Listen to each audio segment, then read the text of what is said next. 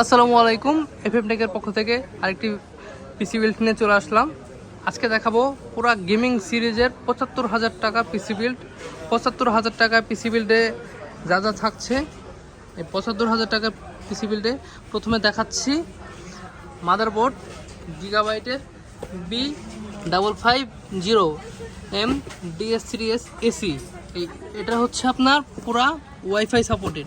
এটাতে ওয়াইফাই আছে, স্মার্টের genuine product, স্মার্টের tag দেওয়া আছে, ওয়াইফাই সাপোর্টেড। এই দেখেন ওয়াইফাই লেখা আছে, ওয়াইফাই সাপোর্টেড, ডুয়েল ব্র্যান্ড মাদারবোর্ডের। এটা বিশেষত্ব AMD সিরিজের বোর্ড।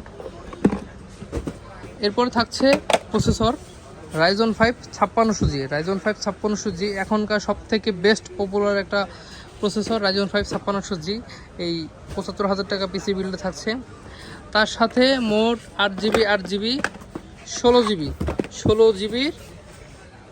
র্যাম থাকছে, হিক্সিং সহ স্মার্টের অরিজিনাল প্রোডাক্ট 16GB 3200 বাজের দুইটা র্যাম থাকছে এই পিসি বিল্ডে।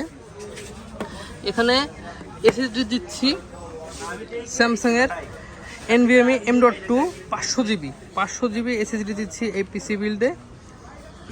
এখানে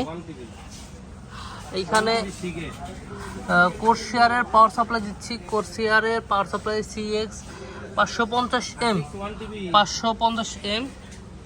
তার সাথে এখানে হার্ড ডিস্ক আছে 1TB হার্ড ডিস্ক।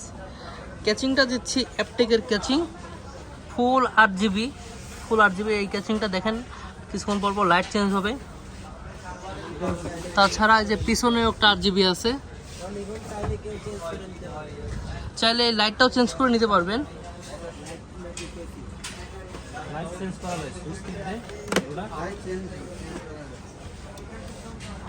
এই সুইচ চাপ দিলে লাইট চেঞ্জ হচ্ছে, বিভিন্ন রকম লাইট আসবে।